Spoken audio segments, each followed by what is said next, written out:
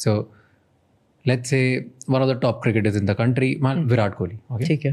तो don't you think in the building years वो सिर्फ रोज उठते थे, प्रैक्टिस करेंगे, ग्राउंड पे जाएंगे, खेलते रहेंगे, then he'll come back and do it. Let's say Sachin Tendulkar, उनकी स्टोरी बहुत बाहर है, right?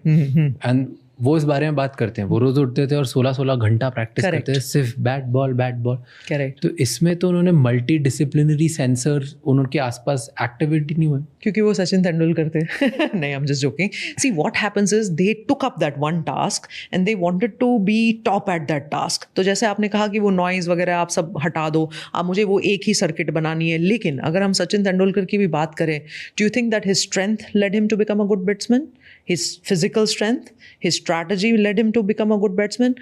His frontal cortex led him to become that batsman. अगर हम महेंद्र धोनी की भी बात करें, he's one of my favorites. Virat Kohli की बात करें, कितना आप शांत रह सकते हो, कितना आप पिच पे कमांड में रह सकते हो.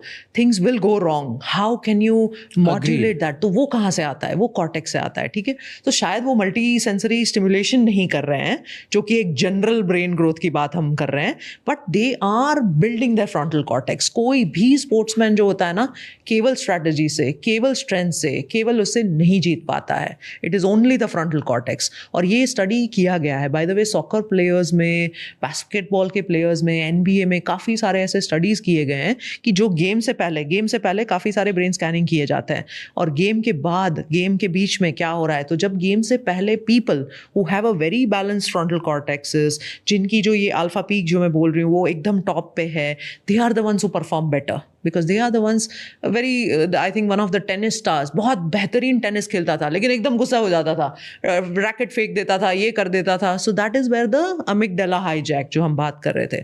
सो that makes a good sportsman या good performer a good performer.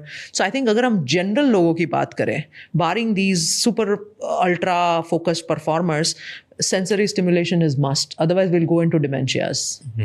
और जो मुझे बहुत दुख होता है कि why should we be plumbing the brains, we should be kindling the brains, you know. And they are, would you call them anomalies, और डू यू थिंक कि अगर एक ब्रेन को डेवलप करने के 4 तरीके हैं तो वो 3 पे इतना फोकस कर दें कि एक स्किप हो जाए, फर्क नहीं पड़ता? Exactly, precisely, absolutely. That's because they focus the art of not getting hurt by anything. Absolutely. And वो इतना strong हो गया है उनका कि उन्हें बाकी और कोई सेंसरी चाहिए ही नहीं डेवलप करने के लिए. फर्क ही नहीं पड़ता. So I was listening to, in fact, Sachin Tendulkar was in Dubai and I was listening to one of his live speeches, and what he was saying ना कि सबसे ज़्यादा जो मुझे इफेक्ट किया है, whatever improved my game was my mental resilience.